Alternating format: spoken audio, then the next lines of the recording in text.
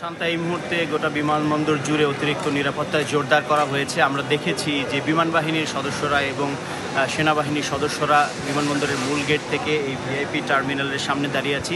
তারা এখানে নিরাপত্তা জোরদার করেছেন। আমরা জানতে পেরেছি যে ঠিক 2:10 তিনি যে ফ্লাইটে আসে সেটি অবতরণ করবার কথা। এর আগে তিনি গতকাল ফ্রান্স থেকে বাংলাদেশের উদ্দেশ্যে রওনা দেন।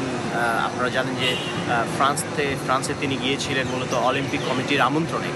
এখানে তাকে সেনাপ্রধান তাকে রিসিভ করার কথা রয়েছে। এছাড়া 100 গ্রাম রাঁধুনি হলুদ বা মরিচের গুঁড়ার সাথে 2টি এবং 200 গ্রামের সাথে 4টি রাঁধুনি স্বাদ মিশালি ফ্রি।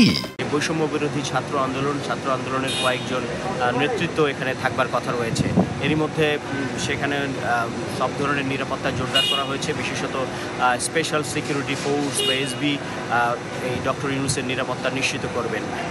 এমনিতে নোবেল বিজয়ী হিসেবে তিনি যখন প্যারিসের বিমানবন্দর থেকে তিনি রওনা দেন, সেখানেও আমরা দেখেছি তাকে অতিরিক্ত নিরাপত্তা দেওয়া হয়েছে। কিন্তু মাকসুদকে ধন্যবাদ। মাকসুদুন নবী আমাদের সাথে যুক্ত হয়েছিলেন শাহজালাল আন্তর্জাতিক বিমানবন্দর থেকে।